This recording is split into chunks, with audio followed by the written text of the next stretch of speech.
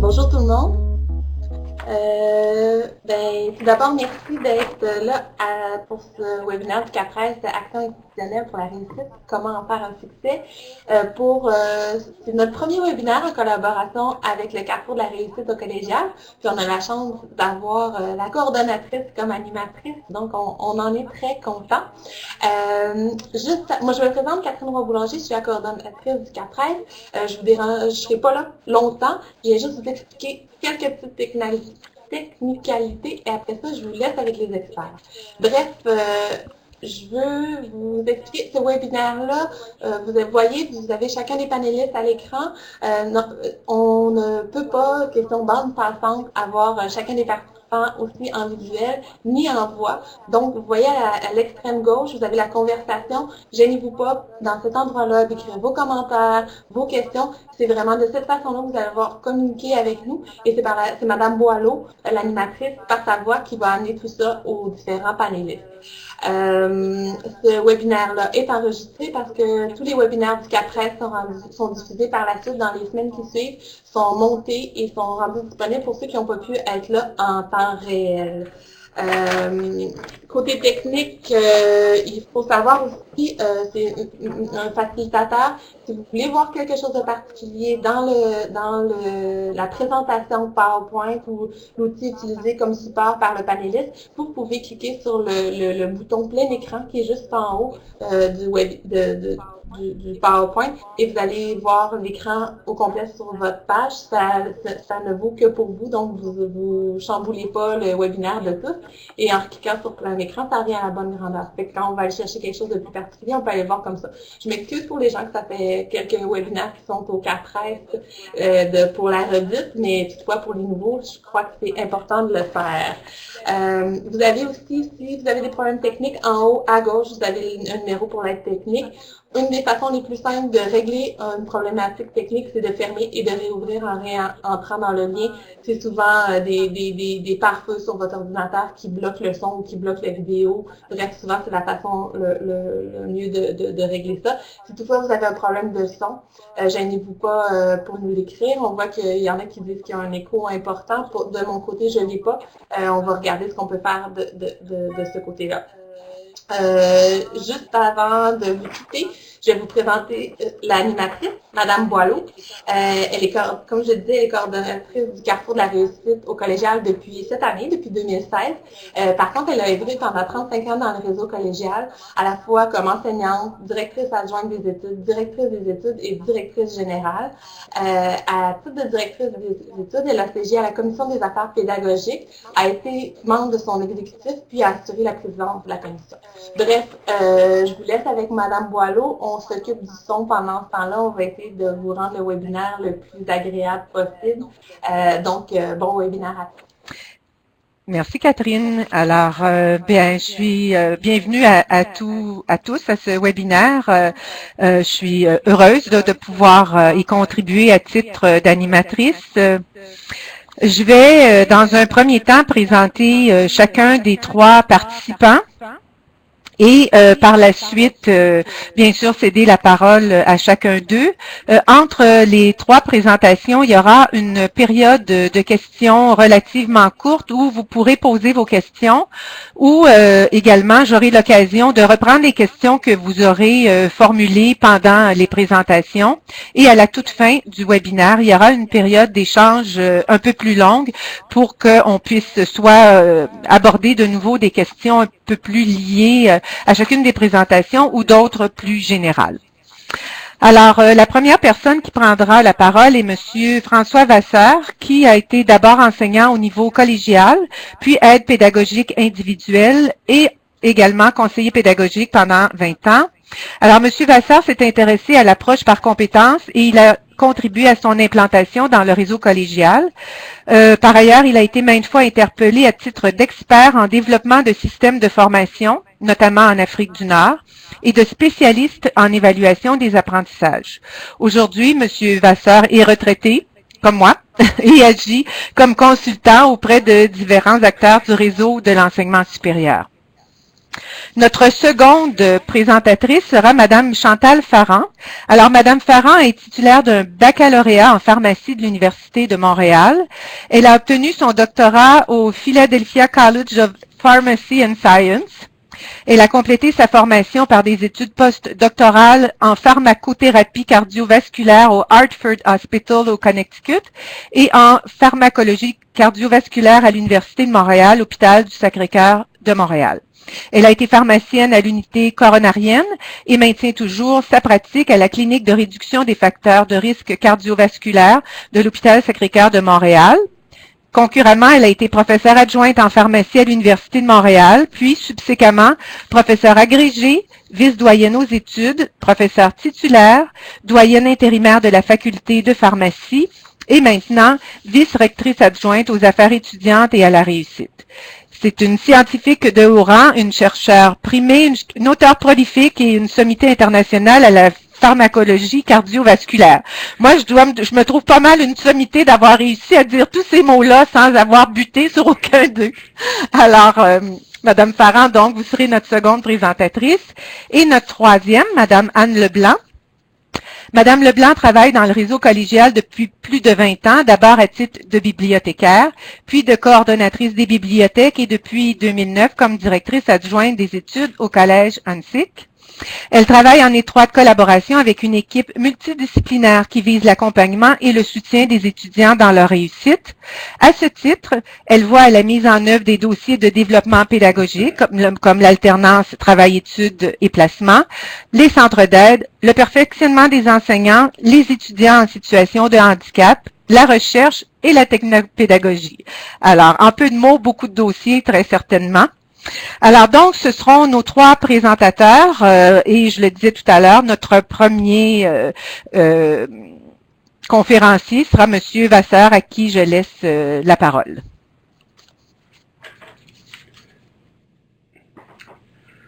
Bonjour.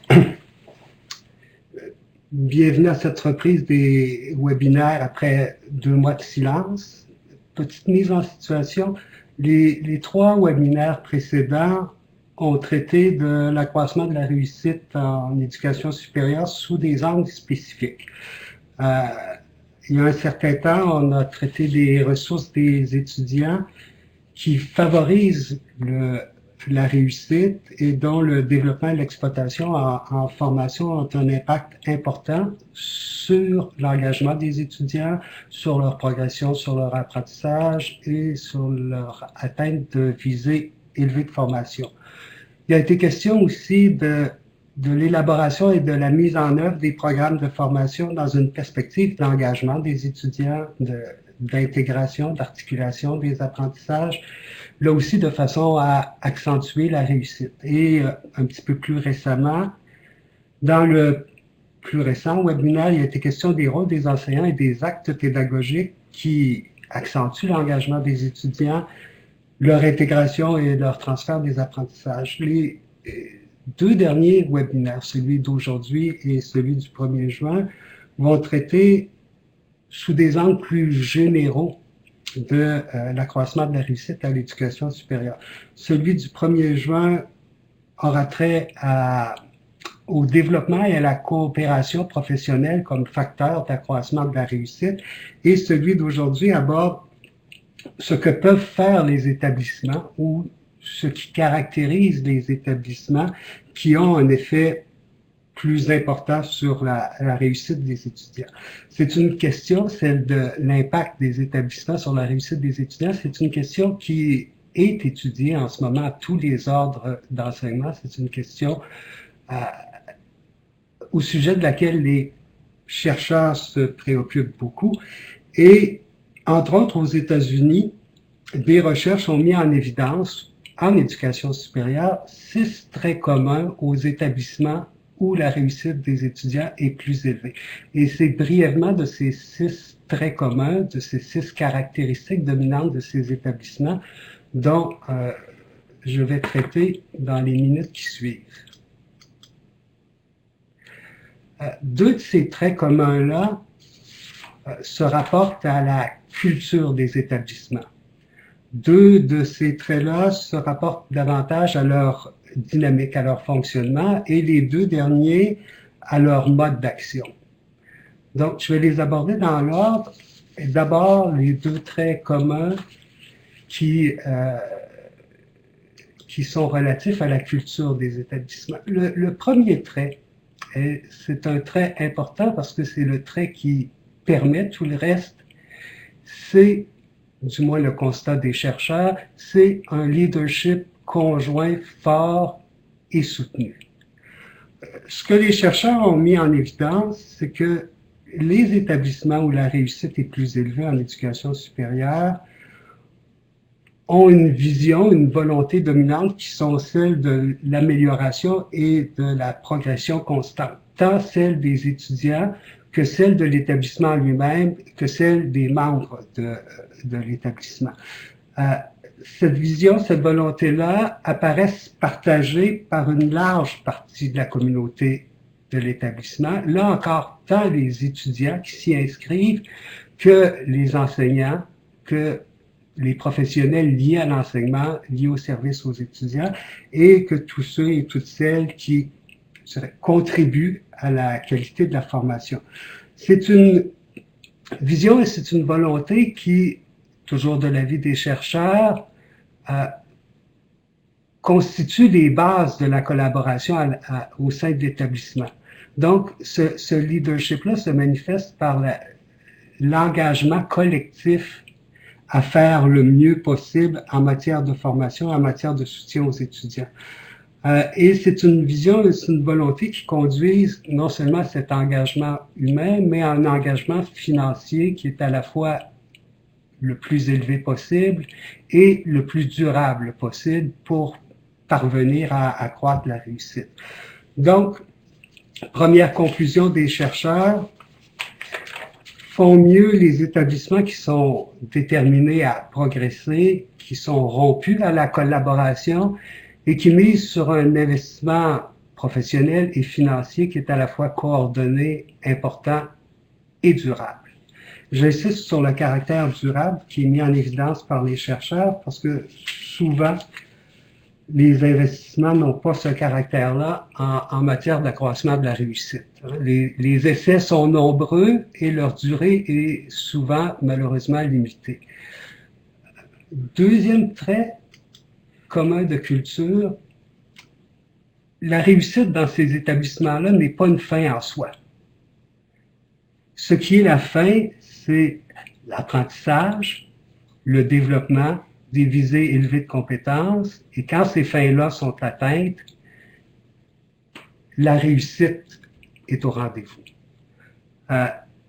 Ce que visent ces établissements-là, et c'est le second constat des chercheurs, c'est donc l'atteinte de visées élevées de compétences par les étudiants, mais aussi de visées élevées de compétences chez les membres du personnel, chez les enseignants et tous ceux qui contribuent à l'enseignement, comme chez les professionnels. Dans ces établissements-là, on a fait l'adéquation suivante. Nos étudiants seront d'autant plus compétents, réussiront d'autant mieux que nos enseignants le seront et que nos professionnels le seront. Donc, l'apprentissage, ce n'est pas simplement celui des étudiants, c'est aussi celui de l'établissement dans son ensemble. Apprentissage qui est d'abord dans une perspective de développement, de progression, d'amélioration, pour accroître toujours davantage les compétences des intervenants comme celles des étudiants. Donc, deuxième conclusion des chercheurs, font mieux en matière de réussite les établissements qui sont centrés sur le développement de leur personnel tout autant que sur celui de leurs étudiants, de même que sur l'atteinte de buts et d'objectifs de formation d'un haut niveau, c'est-à-dire que c'est à partir des buts et des objectifs de formation que se conçoit et que se réalise le développement du personnel et celui des étudiants. Donc, ce sont les deux traits de culture les plus communs, les plus apparents au sein des établissements où la réussite est la plus élevée, du moins aux États-Unis dans les collèges et les universités. Les deux traits suivants renvoient davantage aux conditions d'émergence et d'efficacité des actions qui favorisent la réussite. Le premier de ces deux traits-là, c'est, et vous n'en serez pas surpris, un engagement collectif, souvent difficile à atteindre, et un engagement collectif éclairé. Qu'est-ce que ça veut dire selon les chercheurs? C'est d'abord, que vous l'avez à droite dans la présentation, la conviction qui règne au sein de l'établissement et de chacune de ses unités que l'établissement et les unités peuvent se développer, peuvent apprendre ce qui doit l'être et peuvent atteindre ce qui est visé. Ça veut aussi dire une conviction qui est fondée sur des échanges, sur des discussions, sur des débats à propos de ce qui doit être développé et atteint, comme à propos des capacités de l'établissement de le faire, comme à propos du soutien qu'il faut offrir à tous les intervenants, à tous les acteurs de la formation pour y parvenir. Et ce que ça implique nécessairement, c'est un cadre de réflexion et d'action qui est fondé sur la recherche. Donc, qui est fondé sur des données externes et internes qui sont à la fois solides et fiables. Troisième conclusion des chercheurs, font mieux les établissements collégiaux et universitaires qui discutent, débattent au sujet de l'apprentissage, qui décrivent précisément les visées qu'ils poursuivent, qui les communiquent et qui s'y réfèrent constamment et qui se représentent clairement des moyens efficaces, démontrés et prouvés de les atteindre.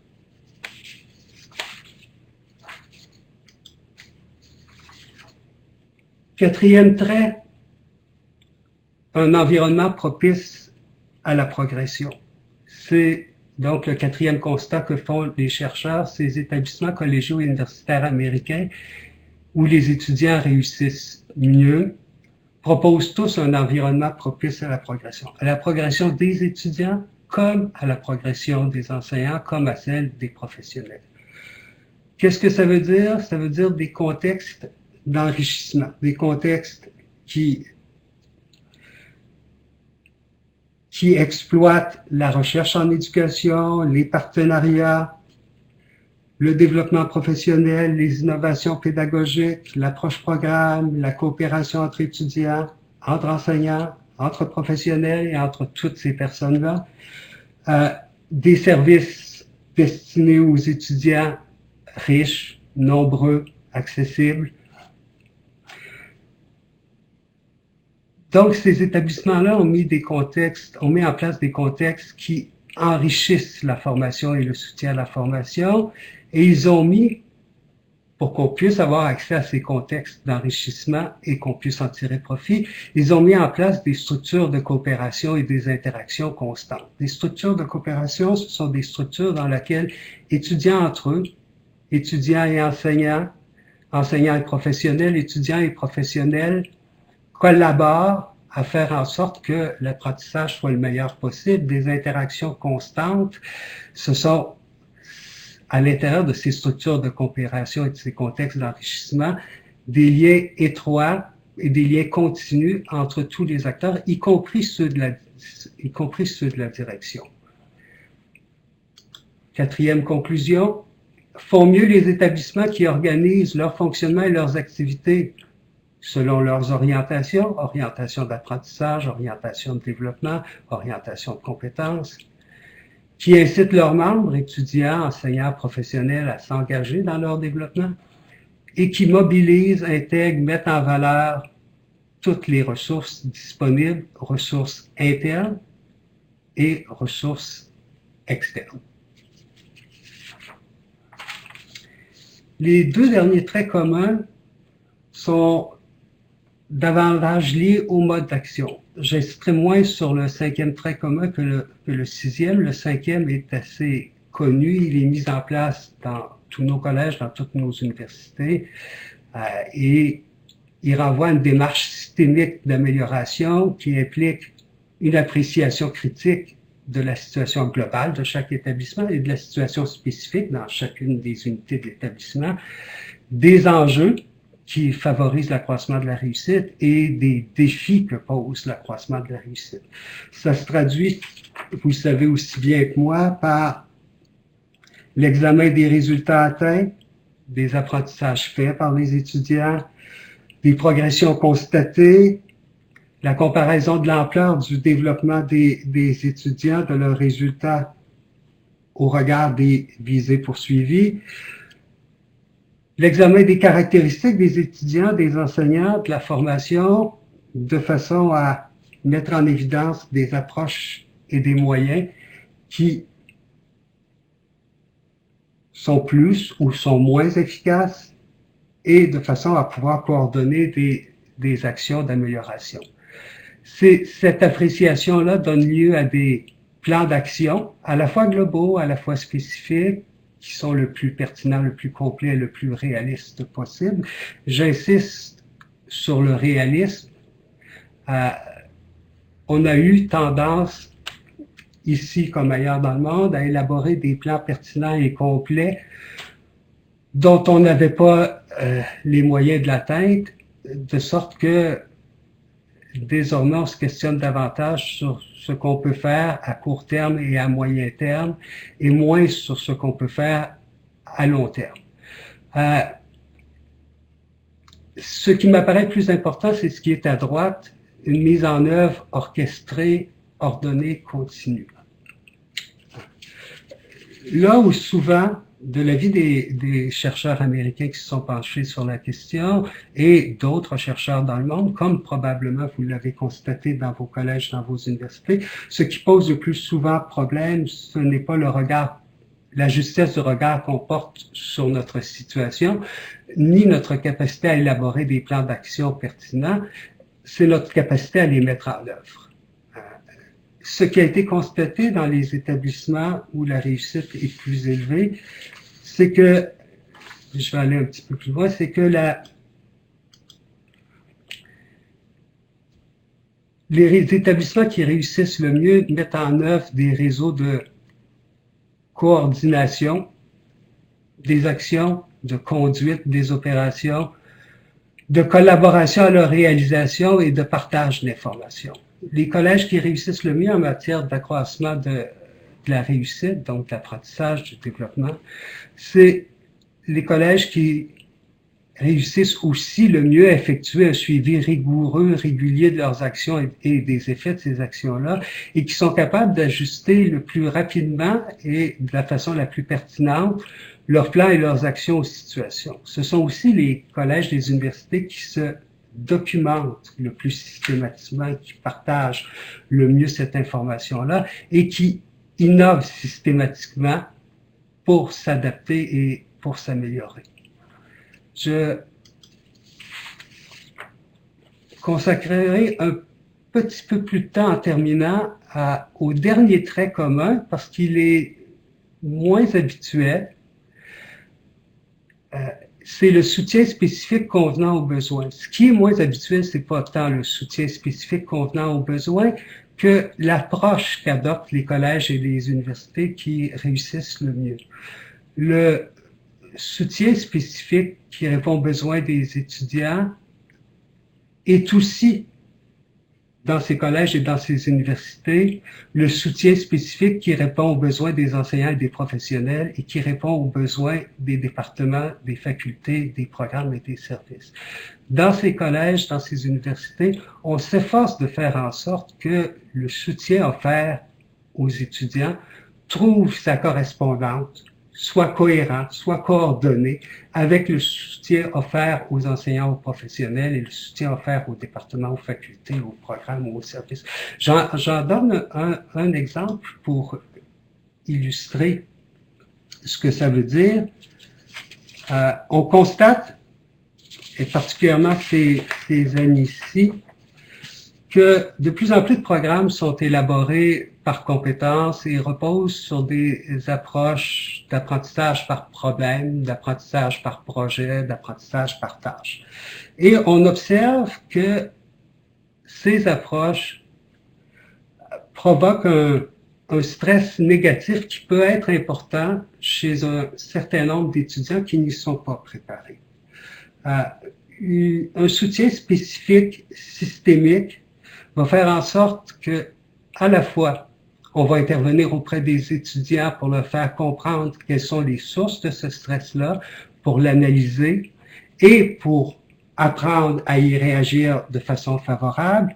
On va intervenir auprès des enseignants pour diminuer ces sources de stress chez les étudiants, entre autres, en agissant en matière d'évaluation formative, d'interaction entre enseignants et étudiants, de mise en scène des apprentissages.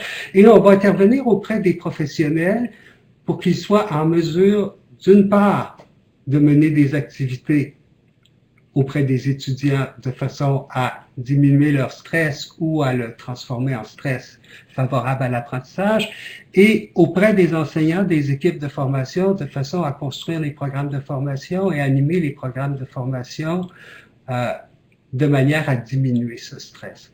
Donc, un trait commun aux établissements qui font mieux, c'est qu'ils offrent un soutien, un accompagnement spécifique à certaines catégories d'étudiants, d'enseignants, de professionnels, d'équipes de formation, qui est à la fois coordonné et cohérent et qui touche souvent l'orientation, que ce soit celle des étudiants, de leur apprentissage ou l'orientation des formations, l'intégration, l'approche de la formation et l'ajustement des conceptions, des pratiques, des ressources et des services aux situations vécues. Donc, en résumé, 6 traits communs aux établissements collégiaux et universitaires où la réussite est plus élevée, et c'est la combinaison de ces 6 traits communs qui semble, selon les chercheurs, faire la plus grande différence, avoir l'impact le plus important.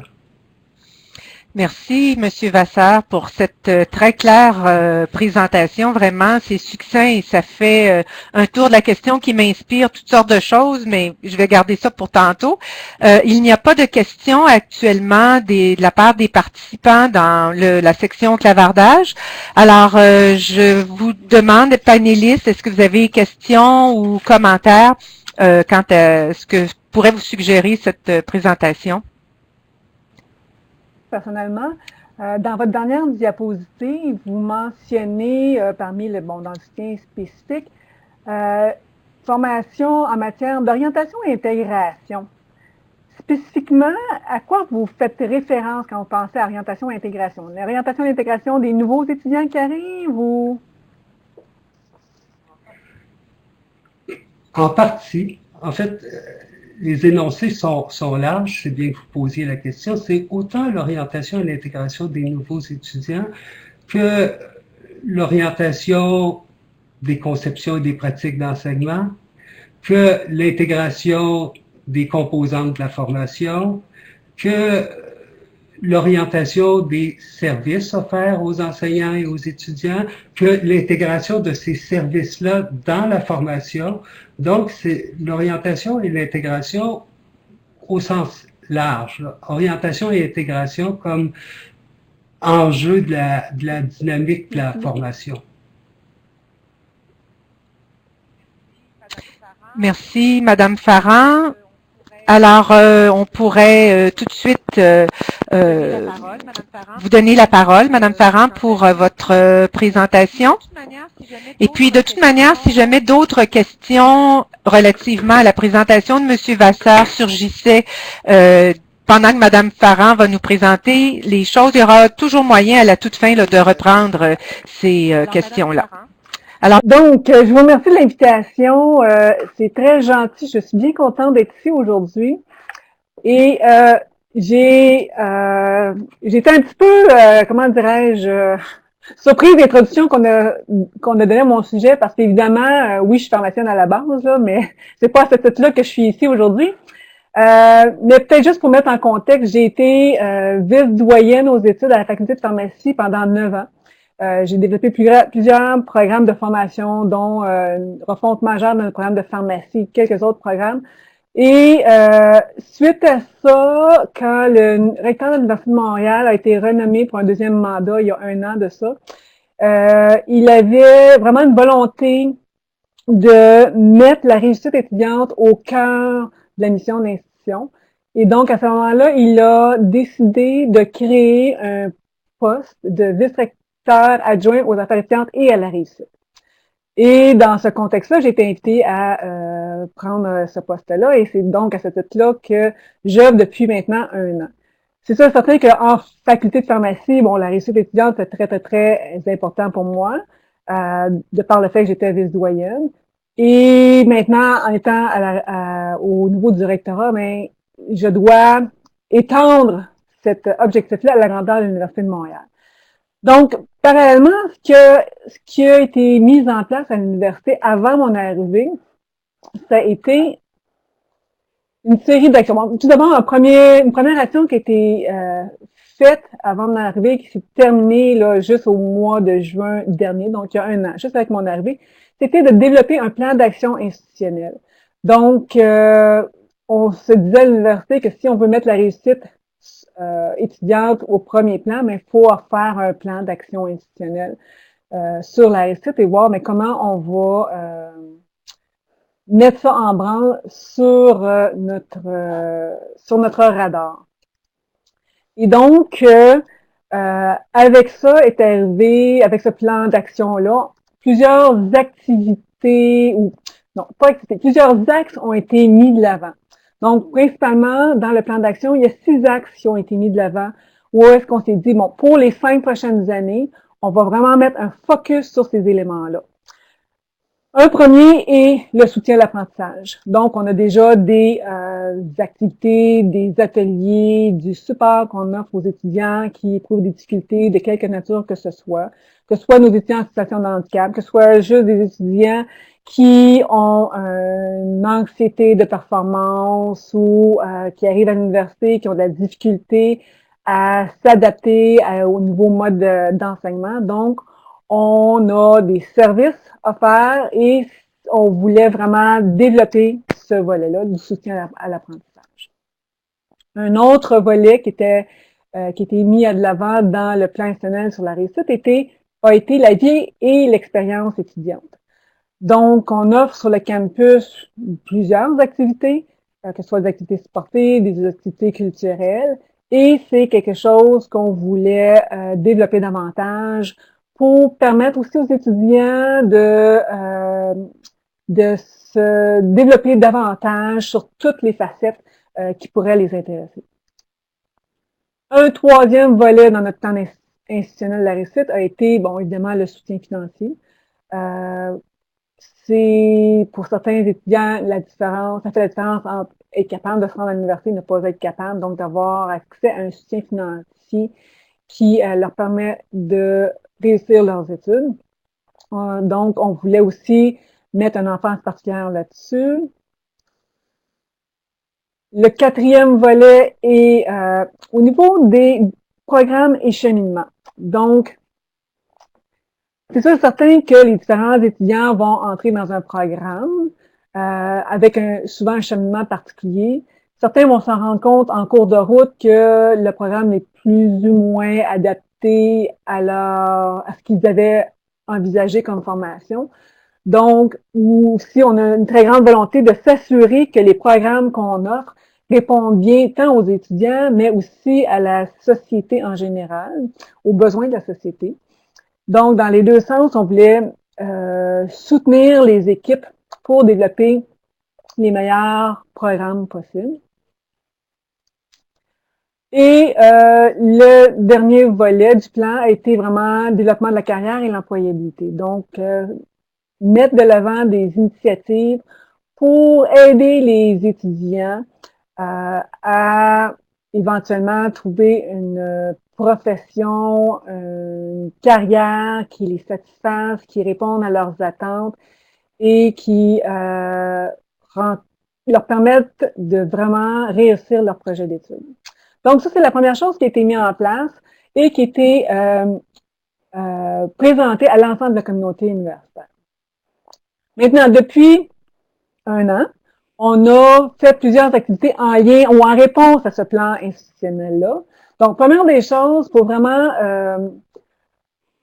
susciter ou encourager les professeurs ou les membres du personnel qui font des actions concrètes en soutien à la réussite, on a mis en place un prix d'excellence pour le soutien à la réussite étudiante. À l'université, on avait depuis bien des années un prix d'excellence en enseignement qui était ouvert pour tout le personnel enseignant.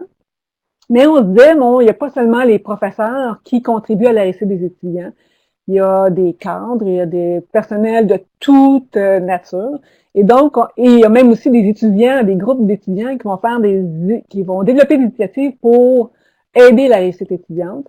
Et donc, on a mis en place ce prix-là qu'on a donné pour la première fois il y a 3 semaines.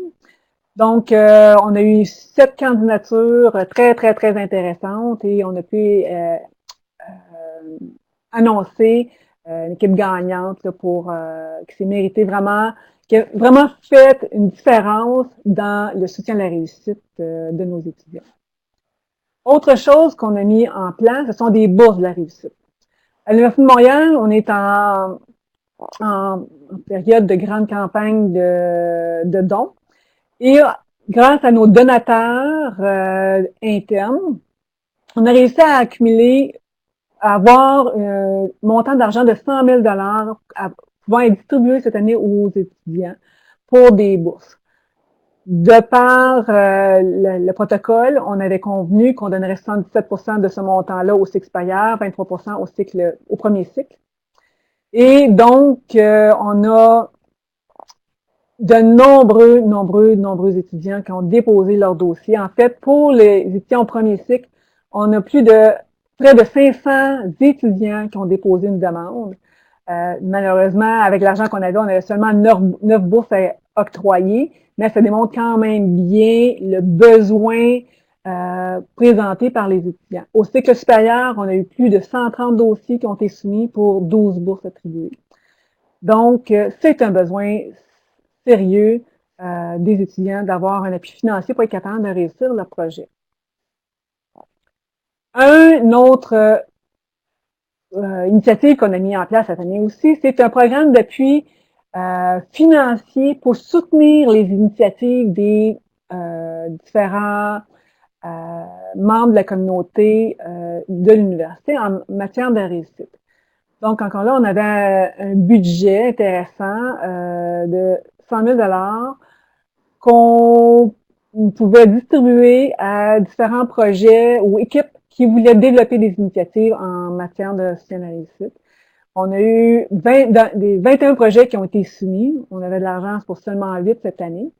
Mais des projets de toute nature, dans tous les secteurs d'activité de l'université, certains projets par des professeurs, certains projets par des services, soit les services de soutien à l'enseignement, soit le centre de communication écrite, donc à tous les niveaux. Et donc des projets de nature des fois plus technopédagogique, des fois plus terrain, des fois en partenariat avec des regroupements, des associations étudiantes. Donc des projets vraiment très intéressants et avec des gens très engagés dans la réussite de leurs étudiants. Ensuite de ça, ce qu'on a mis en place, ça a été le développement d'un site web, bon, qui est encore à peaufiner, là, il devrait être rendu vraiment disponible à la fin d'ici un mois. Mais c'est un site web vraiment qu'on veut développer ou qu'on veut mettre de l'avant pour, premièrement, une visée de promotion de ce qu'on fait à notre communauté. Reconnaître nos initiatives, donner un peu une idée aux futurs étudiants de qu'est-ce que ça veut dire pour nous la réussite étudiante à l'Université de Montréal. Ensuite de ça, parallèlement à ça, ce qu'on fait ou ce qu'on veut faire ou ce qu'on est en train de faire, c'est développer un portail, tant un portail employé qu'un portail étudiant, pour que les étudiants ou les employés qui veulent avoir une information relative à la réussite, notamment, puissent aller là et ils aient l'ensemble des outils qui sont disponibles. Donc, dans notre portail, bon, il y a plusieurs onglets, mais il va y avoir un onglet spécifiquement réussite, où est-ce qu'on va pouvoir voir, moi, par exemple, comme enseignant, je peux aller là, puis bon, juste savoir qu'est-ce qui est disponible au niveau des services aux étudiants, pour un étudiant avec une difficulté d'apprentissage, bon, à qui je peux me référer, je vais avoir accès à cette information-là. De la même façon, l'étudiant qui a un problème d'anxiété, de performance, peut aller sur son portail et voir que soit au sein de sa faculté ou au sein de l'institution comme telle, il y a des services disponibles pour l'aider dans son problème. Donc, ça, c'est quelque chose qu'on est en train d'actuellement développer et c'est disponible pour les employés et ça s'en vient pour les étudiants. Ensuite de ça, l'autre chose qu'on est en train de faire, c'est un tableau de bord pour suivre nos étudiants de façon continue. Donc, à même nos données de notre système informatique, il est capable de permettre à un directeur de programme, par exemple, de voir que les étudiants dans son programme performent bien, ou s'il y en a qui performent moins bien, qui ont des difficultés, de pouvoir rapidement réagir et leur permettre de corriger le tir au besoin. Par exemple, si un étudiant arrive à ses examens de mi-session et qu'il coule 3 examens, on va être capable de le savoir immédiatement, puis rencontrer l'étudiant, puis voir, ben, est-ce qu'il y a un problème particulier avec lequel on pourrait aider. Donc, ce tableau de bord-là est en développement, va permettre justement au directeur de programme de façon continue de voir ce qui se passe avec les étudiants de son programme, avec le vice-doyen, pour le vice-doyen de voir, mais qu'est-ce qui se passe avec les différents programmes de sa faculté? Est-ce que ça va bien? Est-ce que le taux d'attrition monte, diminue? Et au niveau aussi institutionnel, d'être capable de voir les cohortes d'année après année, voir comment elles se comportent et s'il y a des ajustements à apporter, soit au programme, soit au soutien qu'on offre de quelconque façon. Et finalement, le colloque annuel sur la réussite, on a présenté cette année pour la 2e année consécutive un colloque annuel sur la réussite et c'était un très grand succès. En tout cas, moi, j'ai réalisé que les professeurs et les membres de la communauté universitaire étaient très, très, très intéressés à en apprendre davantage sur la réussite. On avait une place limitée une salle de 200 places et on a été obligé de refuser du monde. Les gens ont beaucoup apprécié. On a, entre autres, invité des membres de notre communauté à partager leur expérience de réussite, les initiatives qu'ils avaient développées pour faire en sorte que on réinvente pas la roue d'une unité à une autre. Un des problèmes qu'on a à l'Université de Montréal, c'est qu'on est une grande université, beaucoup de gens, beaucoup de facultés, beaucoup de départements, et tout le monde ne se parle pas nécessairement facilement, et des fois, une faculté va faire quelque chose et la faculté à côté va réinventer la roue, va redévelopper la même chose de façon similaire plutôt que de se parler juste par ignorance. Donc, c'était une façon pour nous de mettre tous ces gens-là avec un intérêt en réussite ensemble et de pouvoir partager, échanger sur leurs bonnes pratiques, leurs bons coups et comment améliorer les choses qui vont un peu moins bien. Donc, ça a été un grand, grand, grand succès qu'on va reprendre l'année prochaine. Donc, en gros, je pense que ça conclut un peu ce que j'avais à vous dire. On met vraiment de l'avant différentes initiatives. On essaie d'encourager nos professeurs, notre personnel à vraiment développer des initiatives de réussite pour le bénéfice des étudiants. Donc, je vous entends pas. Madame Boulanger l'avait dit qu'on oublierait probablement d'ouvrir notre micro, alors c'est ce que j'ai fait. Donc, merci beaucoup, Madame Farran, pour votre présentation. Alors, donc, je suis celle qui relaie les questions et vous en avez 2. La première, c'est est-ce que ces bourses sont des bourses d'excellence ou de soutien? Ce sont des bourses de soutien à la réussite. Il y a plusieurs facteurs qui ont été utilisés pour déterminer qui étaient les récipiendaires. Comme je disais, sur 500 candidatures, c'est sûr qu'on a 8 bourses, il faut faire des choix. On a regardé le dossier de chacun. Une des choses qu'on regardait, c'était un critère de de persévérance ou de difficulté, je pourrais dire, rencontrée par l'étudiant. Par exemple, il y a un des étudiants qui a été gagnant cette année, qui a reçu une de ses bourses cette année, qui a eu des problèmes familiaux. Il était le parent à charge de son jeune frère de 13 ans. Donc, il devait aller à l'école, à l'université, s'occuper de son jeune frère de 13 ans, travailler pour supporter lui et son frère, payer le loyer, etc. Donc, il avait un minimum en termes d'excellence académique. On ne visait pas uniquement les super excellents. Ça prenait un minimum, mais outre ça, on regardait vraiment l'ensemble du dossier et ceux qu'on jugeait qui avaient vraiment besoin d'un coup de main pour pouvoir réussir il y avait le potentiel, mais il y avait besoin d'un coup de main pour pouvoir réussir leur projet d'études. Parfait, merci. Bon, je pense que ça répond bien à la question. Si c'était pas le cas, bien sûr, vous avez toujours l'occasion d'écrire pour qu'on puisse compléter la réponse. Maintenant, il y a il y a Madame Gagnon qui souhaiterait vous entendre parler des changements que ces mesures à l'Université de Montréal amènent directement dans les salles de classe. Les changements que ça amène, bon, comme je disais, par exemple, dans les initiatives qui sont développées par les différentes unités, ça implique, dans certains cas, des changements concrets dans les salles de classe. Je pense, par exemple, à un programme où est-ce qu'ils développent un genre de bootcamp pour les étudiants qui présentent certaines difficultés. Donc, c'est sûr et certain que ces étudiants-là vont être pris à part pendant des semaines où ils ne sont pas en classe. Et ils vont avoir 2 semaines de bootcamp intensif où est-ce qu'ils vont avoir des sessions plus théoriques le matin, plus des ateliers l'après-midi et des retours en petits groupes, c'est pas des grands groupes, en petits groupes et discussions le soir. Donc, c'est vraiment, ça change un petit peu la façon de travailler en salle de classe. D'autres unités vont développer plus des outils technologiques qui vont aider l'interaction en classe. Donc, puis comme je dis, il y a vraiment de tout ce qui se fait à l'université, de tous les types. Là, il y a des gens qui sont très créatifs.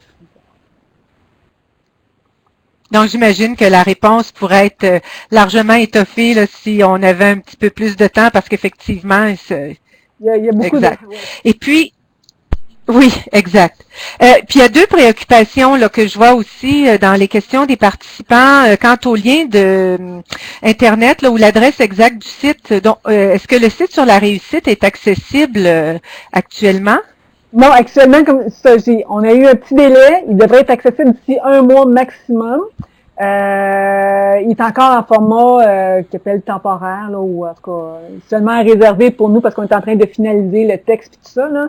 Mais d'ici l'été, là, c'est certain qu'il va être rendu disponible. Et ça devrait être à l'adresse qui est sur ma présentation.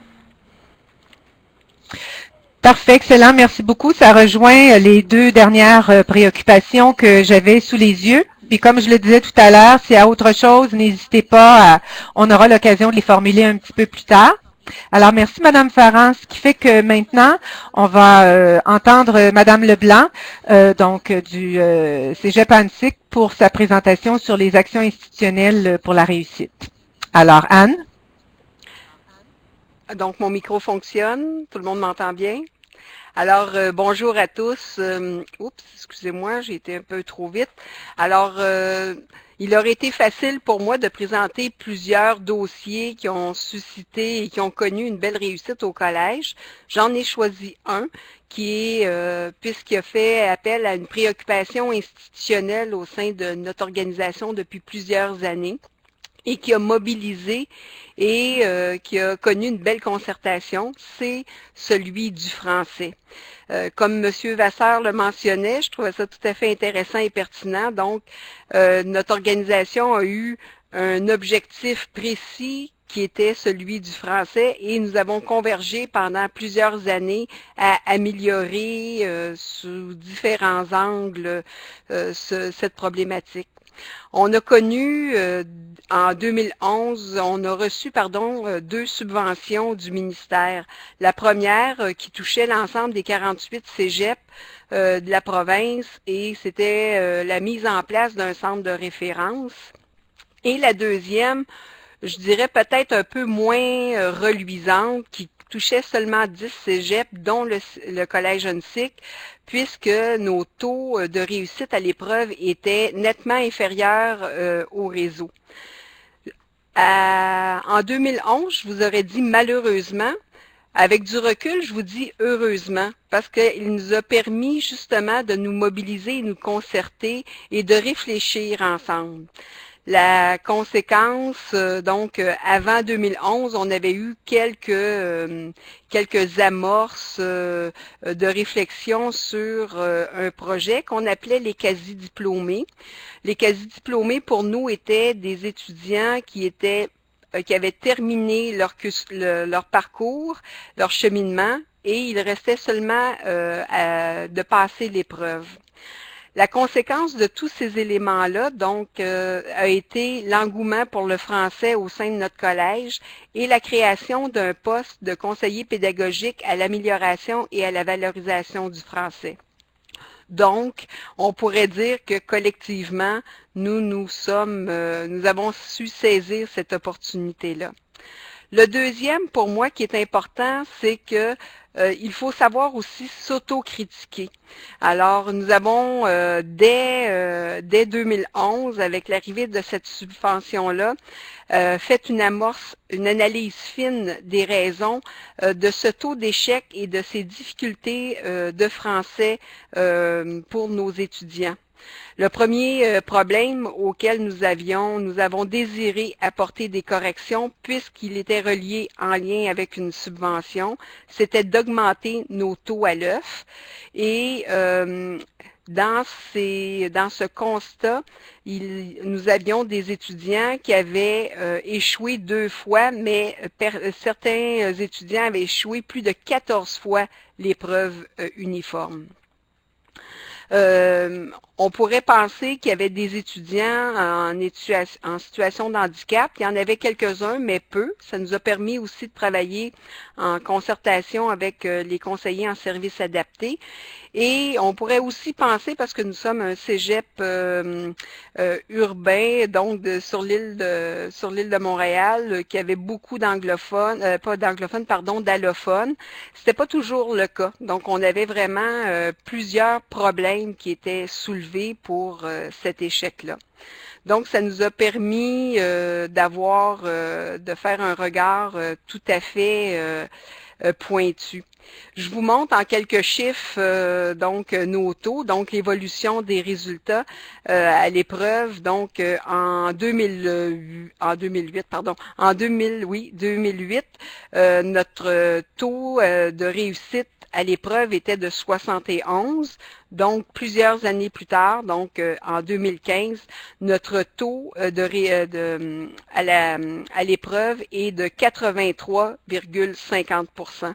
C'est une augmentation, peut-être que certains vont la trouver un peu minime, mais nous avons réussi en peu d'années à atteindre les chiffres réseau. Donc, pour nous, c'était un très, très beau succès. Donc, c'est une augmentation de 12,5% depuis l'instauration de différentes mesures. Ensuite, pour moi, ce qui est important, c'est de pouvoir d'évaluer les obstacles. Donc, en mettant en place un comité de réflexion composé de professionnels, d'API, de conseillers pédagogiques, d'enseignants de français, des RCD, donc des coordonnateurs de départements de français et de gestionnaires. Nous avons regardé l'ensemble des obstacles qui pouvaient être vus dans ces différents projets.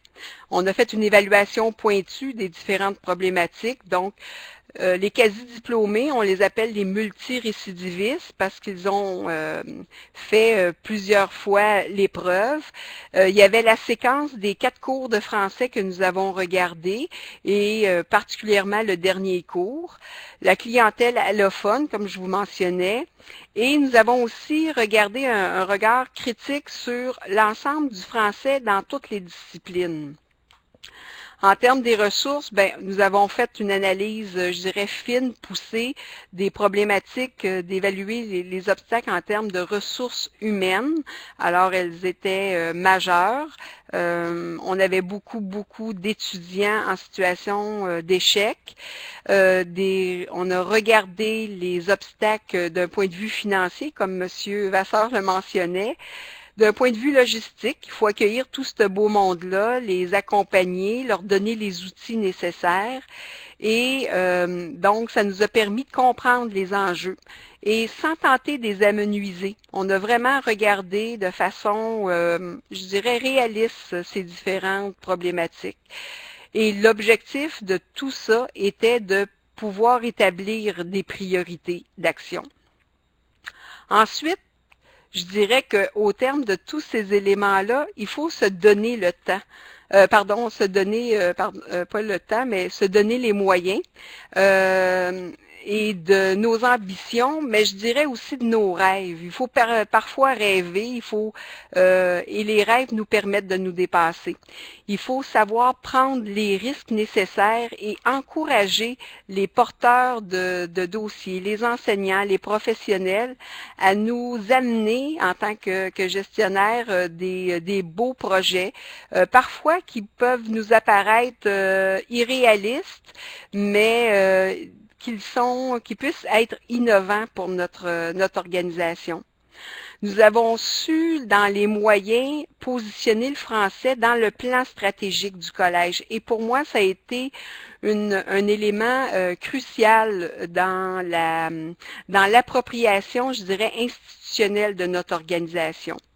On a développé des outils comme ceux que Mme Farran a présentés. Donc, on a un site Internet que je pourrais certainement envoyer après la présentation qui s'appelle le FRACA. C'est un ensemble d'outils qui touche tant les enseignants que les étudiants sur des outils en français. On a une enseignante, Dominique Rioux, qui a développé une palestre, donc c'est qui fait une allusion à de l'entraînement par rapport au français. On a développé un code de correction pour l'ensemble de nos enseignants. Nous avons installé Antidote partout à la bibliothèque.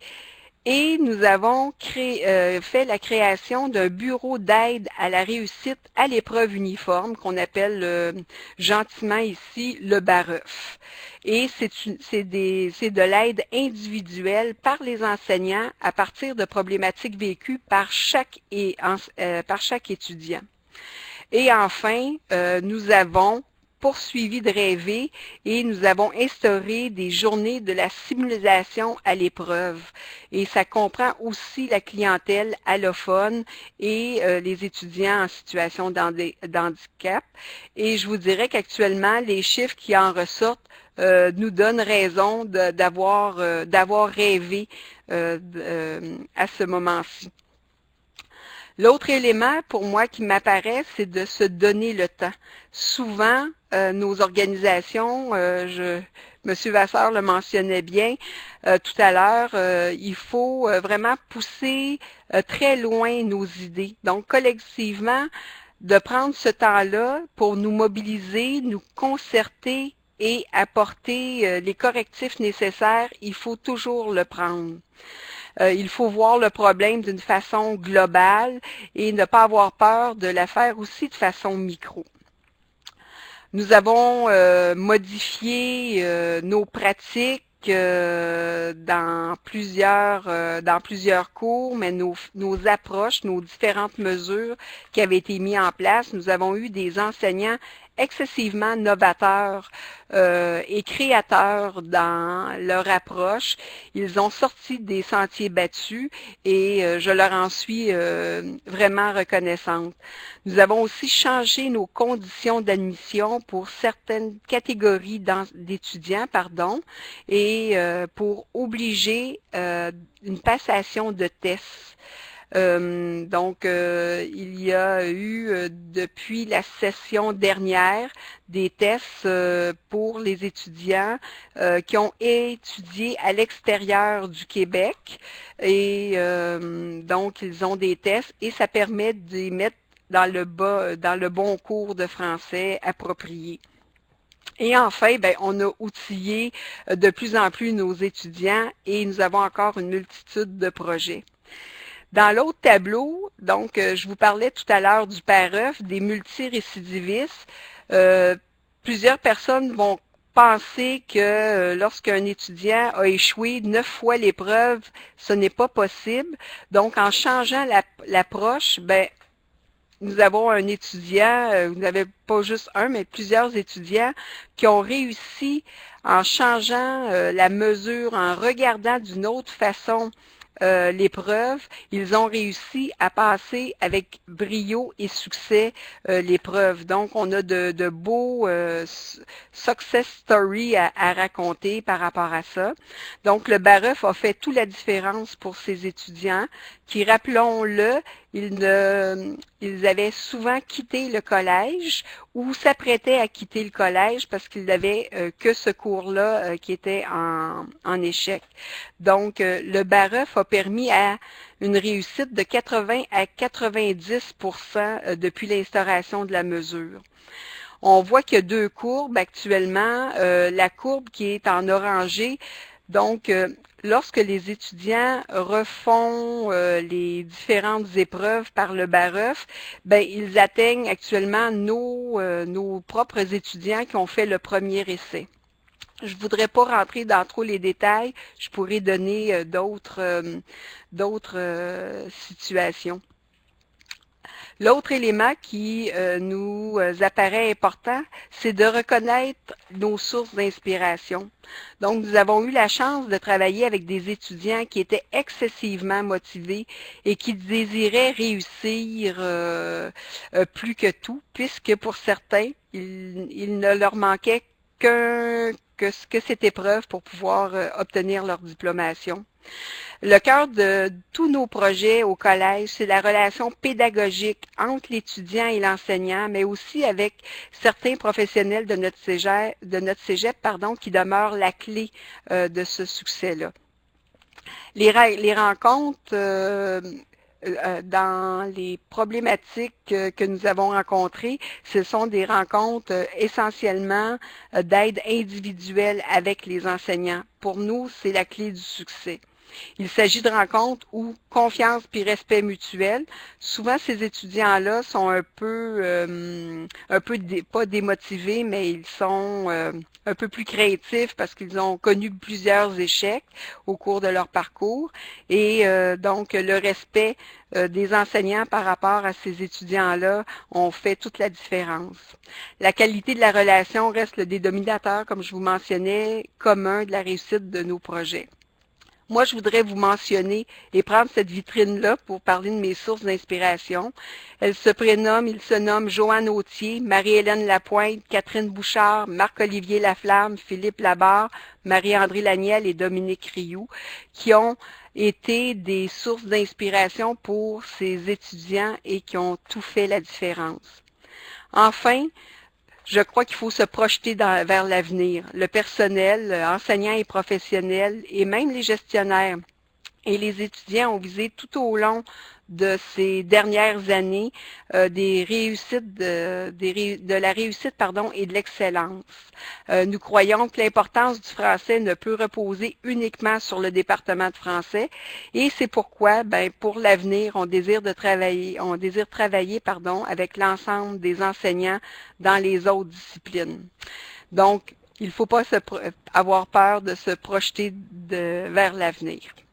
Je vous remercie. Merci beaucoup, Anne, que je me permets d'appeler Anne, puisqu'on a travaillé ensemble lorsque j'étais directrice des études à ANSIC. Alors, il y a comme une petite fierté aussi qui remonte là, que j'aurais peine à dissimuler, honnêtement. Puis, je connais toutes ces belles personnes aussi qui ont été nommées. Alors, il y a deux questions actuellement. Bon, la première, je crois que tu y as répondu puisque il y a une question qui était posée sur est-ce que le BAREUF était ouvert aux étudiants qui ont quitté le collège sans avoir obtenu le DEC à cause des preuves uniformes? Tout à fait. Dans un premier temps, nos multirécidivistes avaient quitté, malheureusement. On peut comprendre que entre 3 fois et plus, jusqu'à 14 fois, ils étaient sur le marché du travail, malheureusement sans diplôme. Alors, on les rappelait et on trouvait des moments, surtout de soir, pour pouvoir trouver une approche qui pouvait leur convenir selon leur situation familiale ou par rapport au marché du travail. Donc, on les rappelait et on trouvait une solution pour eux. Parfait. Merci. Une autre question, c'est est-ce qu'il y a une libération qui est accordée à la personne qui est responsable du BAREUF? Tout à fait. Donc, il y a eu, c'est à géométrie variable au sein du collège. Là, ça dépend de plein de contextes, mais ça peut varier environ à 0,5 à 1 ETC année. OK. Donc, c'était quand même considérable, mais nous l'avons associé aussi, c'était cette volonté-là institutionnelle. On a trouvé des fonds nécessaires, il y avait la subvention, donc on a fait l'arrimage de tous ces éléments-là pour donner la pleine latitude aux enseignants pour pouvoir mettre en branle ce projet-là. Une autre question, bon, a posteriori, vous avez analysé quand même un certain nombre d'éléments, tu disais bien comprendre, et puis au départ, donc les résultats à l'épreuve uniforme étaient en dessous de la moyenne nationale. Est-ce que vous êtes en mesure maintenant d'identifier les motifs pour lesquels leur performance était moindre finalement que la moyenne nationale? Nous avons une clientèle un peu plus particulière. Je dirais que les étudiants allophones qui arrivent avec un bagage en français moindre, mais nos étudiants, pour différentes raisons, dans différents secteurs techniques, sont plus faibles lors de l'arrivée au secondaire, là, donc le passage du secondaire au collégial, notre clientèle était plus faible au niveau du français. Donc, c'était vraiment de bien les accompagner et bien de trouver les outils. Et par rapport aux enseignants, ben, on a travaillé à trouver des solutions. Donc, la simulation en était une, mais en regardant aussi la manière de corriger différentes mesures qui leur étaient proposées. Donc, je réponds pas à la question, excusez-moi, mais c'était surtout le type de clientèle qui nous arrivait au collège, plus faible. Parfait. Alors, je pense que ça répond à la question, Madame Paris, ou si jamais c'était pas le cas, bien sûr, vous pouvez nous l'indiquer, puis on pourra apporter un complément de réponse. Ce qui est prévu pour la suite, j'ai une question qui vient d'apparaître. Je vais la lire là, parce que le temps nous court aussi. Alors que la question, c'est alors que la simulation à l'épreuve uniforme semble correspondre à une situation de teaching for the test et que les connaissances issues de la recherche ne semblent pas être probantes. Alors pourquoi insister sur cette pratique? Alors j'imagine que la pratique à laquelle vous faites allusion, c'est celle de faire l'épreuve en simulation une fois avant de retrouver les étudiants en contexte. Alors, est-ce que est-ce que tu peux la lire, Anne? C'est à la gauche, hein, c'est bien ça? Oui. Est-ce que tu veux que je la relise? Ben oui, ben non, je la vois, excusez-moi. Malgré les recherches, le bureau d'aide à l'épreuve et la simulation nous donne raison de croire que les résultats sont probants. Pour l'instant, parce que comme je disais, pour la simulation, on vient de commencer, on n'a pas tout à fait une année complète, mais la simulation aide les étudiants par rapport au stress, mais par rapport à cette pratique-là, et les résultats sont concluants. pour l'instant pour nous au Collège Huntsic. Et une dernière petite question. Oui, M. Vassar. Si je peux ajouter un élément de réponse, bien que je ne connaisse pas cette situation particulière, il faut faire une différence entre ce qu'on appelle teaching for the test, qui correspond à un enseignement complet, orienté vers la nature des épreuves d'évaluation et le fait qu'on recourt à, au-delà de l'enseignement que les étudiants ont reçu dans les 4 cours de français, langue d'enseignement et littérature, qu'on recourt à une mesure, la simulation, dont la fonction est davantage double. D'une part, de favoriser l'exploitation de ce qu'ils ont appris dans leurs 4 cours de littérature, dans le contexte particulier de l'épreuve uniforme de français, et d'autre part, d'offrir aux étudiants, j'imagine, c'est le cas ailleurs en tout cas, une rétroaction profitable à leur ajustement au cadre de l'épreuve uniforme de français. Alors, en soi, il ne s'agit pas de teaching for the test, il s'agit d'activités, qu'on pourrait dire d'activités de contextualisation, de recontextualisation qui aident les étudiants à bien se préparer à l'utilisation particulière, dans un contexte particulier, de ce qu'ils ont appris hors de ce cadre-là, hors du cadre de l'épreuve uniforme, dans leurs 4 cours de langue d'enseignement et de littérature. Donc, à mon sens, il me semble qu'il s'agit d'une mesure tout à fait appropriée. Vous avez bien expliqué, Monsieur Vassar, effectivement. Donc, il y avait tous ces objectifs-là qui étaient derrière ça. Parfait. Alors, j'ai une autre petite question, Anne, parce qu'on se dirige rapidement là, vers une période de questions plus large où on pourra reprendre aussi de ces éléments. Ce que l'on demande, c'est pour les étudiants allophones, est-ce que le test de français administré est un test maison et est-ce qu'à l'admission, le TFI 1 est aussi utilisé?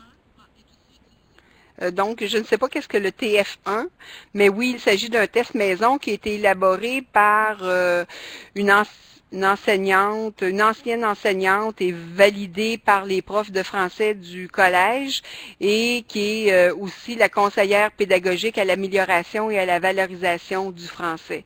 Donc, c'est un test maison. Et qui comprend 4 volets. Le volet compréhension orale et écrit, et puis par rapport, donc il y a 4 volets qui sont explorés. OK, Madame Dufour précise que le TFI, c'est le test de français international. Non, donc pour nous, c'est pas le test de français international qui est pris. Parfait. Puis il y a Mme Paris qui dit donc qu'il faut travailler sur le stress.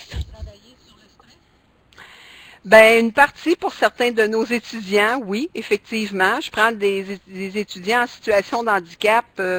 Cette simulation-là fait aussi toute la différence. On en a beaucoup. On a plus de 500 dossiers au collège. Je ne dis pas qu'ils vivent tous du stress, mais on a des étudiants avec un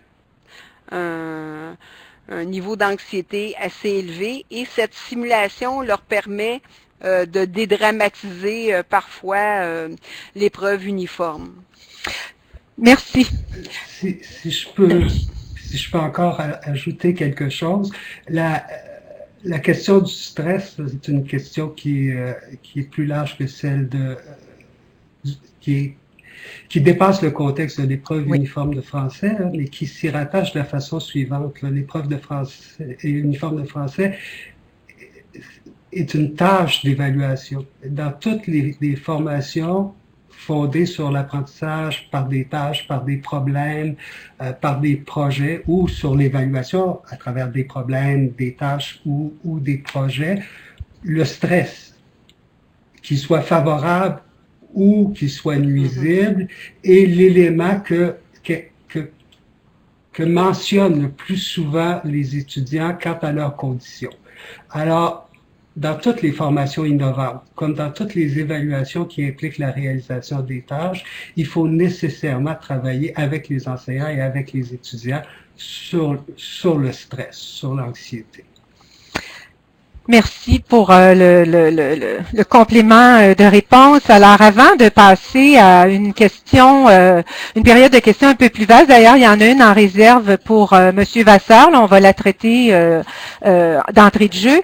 Mais à ce moment-ci, je devais un peu vous faire état de c'était quoi, bon, la vision du Carrefour. Alors, je vais être très brève. Simplement pour vous dire que d'abord, on est à penser le plan de travail pour l'an prochain, mais la question de la concertation, elle est très importante pour le Carrefour, la concertation des intervenants. Et le Carrefour, sa mission première, c'est de soutenir les collèges dans la mise en œuvre de leur plan de réussite. Et comment le Carrefour le fait? Ben, c'est beaucoup en publicisant, en rendant public, ça a un autre sens, les bons coups. Donc, comment les collèges peuvent, les pratiques de certains collèges peuvent en inspirer d'autres.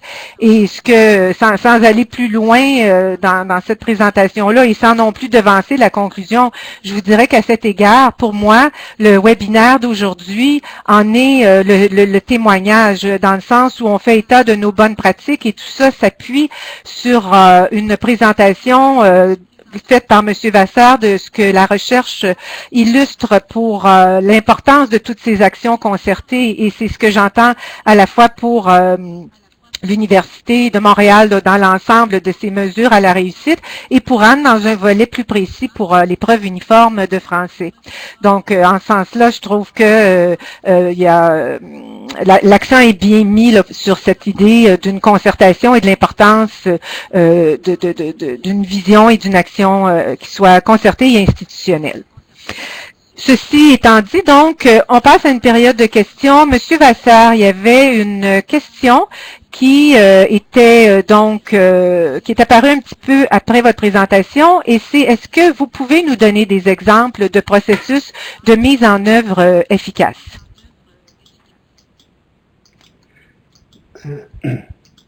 Je reviens à la présentation de Madame Leblanc parce que ça m'appelle, j'en donnerai d'autres, ça m'apparaît un bon exemple de processus de mise en œuvre efficace. Je reprends ces grands titres. Le premier trait d'une mise en œuvre efficace, c'est de saisir l'occasion. L'occasion peut être une difficulté éprouvée par des étudiants, une difficulté, une contrainte à laquelle que doivent affronter des enseignants, une limite à l'action des professionnels ou la nécessité que les professionnels auraient d'agir dans une certaine direction. Le premier élément reste toujours de saisir l'occasion. Un autre exemple de ça, c'est un exemple commun dans les collèges et l'université, c'est la révision ou l'élaboration ou l'évaluation de programme. C'est l'occasion. Et ce pourquoi je le choisis comme exemple, c'est que c'est probablement l'élément le plus central sur lequel peuvent agir les établissements à différents niveaux et celui qui peut avoir le plus d'impact sur la qualité des formations et sur la réussite. Le deuxième élément que soulignait Madame Leblanc, c'est surtout critiquer. Donc, apprécier le plus méthodiquement possible, le plus rigoureusement possible, ce qu'on fait, les résultats qu'on obtient, les moyens qu'on a mis en œuvre, et le faire de différents points de vue, du point de vue des étudiants, du point de vue des enseignants, du point de vue des professionnels, du point de vue de la direction. Pour ce faire, Madame Leblanc le soulignait, et c'est une condition, je pense, en tout cas, c'est une condition soulignée par les chercheurs de mise en œuvre efficace. Il faut former des groupes, des équipes de travail multidisciplinaires constituées de gens reconnus par leur pairs. Donc, membres de la direction, enseignants, professionnels liés à la formation, professionnels liés au service aux étudiants ou au soutien offert aux étudiants, comme les centres de documentation, étudiants eux-mêmes. et il faut faire en sorte que ces gens-là puissent collaborer, coopérer dans les meilleures conditions possibles. Leur travail consiste à, et Mme Leblanc l'a souligné aussi, à bien analyser les situations, les ressources qui sont disponibles, les obstacles auxquels on sera confronté, les moyens dont on dispose, à clarifier les objectifs qu'on poursuit, les objets sur lesquels il faut agir. Plus ce sera fait avec justesse, plus on a de chances d'arriver à de bons résultats. Dans le cas de l'élaboration, de l'évaluation de programme ou de révision de programme ou d'ajustement de programme, ce que ça veut dire, c'est à la fois se projeter dans l'avenir, Mme Leblanc en a donné l'exemple, se questionner sur les ressources dont on dispose ou dont on pourrait disposer, ressources humaines, ressources financières, ressources matérielles, toutes les ressources de collaboration qui peuvent exister, et se pencher sur les caractéristiques de notre réalité, qui sont nos étudiants, quelles sont les demandes, les besoins de la société des employeurs, qu'est-ce qui caractérise nos enseignants, de sorte de pouvoir se donner les moyens. Madame Leblanc dit se donner le temps, je dirais aussi se donner l'organisation. Ce qui fait les processus de mise en œuvre efficaces, puis je pense que l'exemple de Madame Leblanc le démontrait bien, c'est le cas aussi quand on élabore ou implante des programmes ou révise des programmes, c'est structurer le travail, les interventions, les actions, les coordonner de façon à ce que le résultat visé ou les résultats visés puissent être atteints. Dans le cas des changements des programmes d'études, c'est là où les choses achoppent le plus souvent. Les intentions sont bonnes, il y a une forme d'adhésion à ce qui est visé, mais on n'arrive pas à mettre en place les structures, l'organisation, la dynamique qui permet les résultats. C'est ce qui était le plus convaincant de mon point de vue là, dans l'exemple de Madame Leblanc, comment tous ces éléments-là pouvaient être coordonnés et produire l'effet désiré. Donc, se donner le temps et Madame Leblanc disait reconnaître les sources d'inspiration. Je dirais, c'est sans doute assez semblable, s'appuyer sur ce que la recherche démontre. Qu'est-ce qui fait une mise en œuvre efficace? C'est aussi le fait qu'on recourt à des moyens efficaces, qu'on pose des actions efficaces. L'exemple, là aussi, de Madame Leblanc le démontrait. J'insiste sur le fait que la mise en œuvre efficace, au-delà de tout ça, repose d'une part sur la collaboration, sur la coopération de tous les acteurs, de toutes les personnes impliquées, et d'autre part sur le soutien qu'elles reçoivent ou le développement qu'on leur permet de vivre. C'est une mise en œuvre efficace dans un cadre comme celui de l'amélioration de la réussite, c'est un processus de changement. Un processus de changement implique soutien, mais implique aussi changement des personnes appelées à faire le changement, donc développement. Mais il me semble que tout ça, l'exemple de Madame Leblanc le montre bien, comme les changements réussis ou moins réussis dans les programmes d'études le montrent aussi. Merci, Monsieur Vassar. Ça permet de mettre en relief effectivement les deux présentations, enfin le trait commun. Il y a une autre question qui est plus pointue, là, qui est la question de l'annexe 039, donc l'annexe dans laquelle on retrouvait le financement à laquelle Anne faisait allusion au départ. Donc, est-ce que les mesures qui ont été initiées finalement dans le cadre du financement rattaché à cette annexe-là, est-ce que ces mesures-là vont être maintenues maintenant que l'annexe serait abolie? Je dis serait abolie parce que, oui, Anne.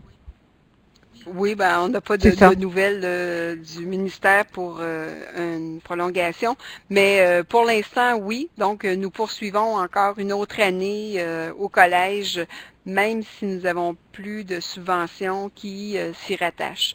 Donc, on va poursuivre différentes mesures. On va regarder, exploiter aussi ou explorer, pardon, d'autres mesures auxquelles on voulait trouver des réponses, donc par rapport à la séquence de cours, par rapport à notre clientèle allophone. Donc, on va partir sur d'autres horizons bientôt. Merci. Une question, je crois, pour Madame Farran. Alors, vous avez parlé d'un colloque sur la réussite. Alors, il y a une participante qui s'interroge sur le temps, l'énergie, l'organisation, donc tout ce qui peut être sollicité en lien avec l'organisation d'un colloque portant sur la réussite. Bonne question. C'est sûr et certain que l'organisation d'un colloque d'une journée, ça prend du temps à organiser. Pas tant du temps, mais ça prend des idées. Nous, on avait choisi d'avoir une conférencière de renommée, une présentation d'1 heure et demie, puis ensuite d'avoir vraiment des initiatives locales qui seraient présentées tout au long de la journée. Donc, l'organisation, déterminer l'agenda de la journée, ça s'est fait quand même relativement facilement. Par contre, ensuite, il fallait être en mesure de contacter ces différentes personnes-là, s'assurer de leur disponibilité. Il y a beaucoup d'échanges va-et-vient avec les différentes personnes pour confirmer le tout. Il y a toujours des impondérables qui arrivent à la dernière minute, comme dans le cas de notre conférencière de Marc qui ouvrait la journée. On a su la veille qu'elle risquait de ne pas pouvoir venir. Donc, ça a été la catastrophe, essayer de voir mais qu'est-ce qu'on fait.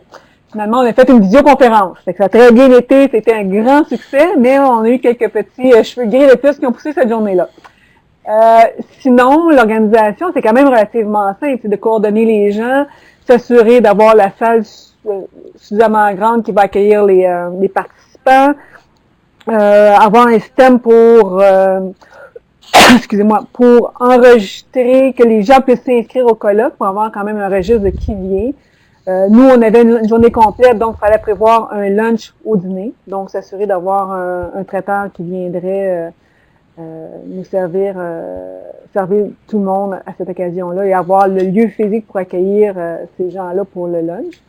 Donc, en soi, c'est pas tant de temps ou d'énergie que ça, mais c'est plein de petites choses qui doivent qu'on doit prévoir sur une période de, je dirais peut-être 2 à 3 mois, là, environ, grosso modo, là. Mais on était 3 personnes à coordonner le tout, 2 personnes plus, puis c'était pas si pire que ça. Merci, Madame Farran.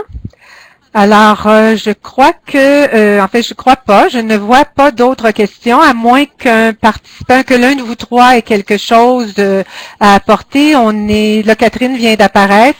Alors, donc, Madame Boulanger pour le Caprès, je pense qu'on est rendu comme au mot de la fin. À moins que vous ayez un petit quelque chose à ajouter.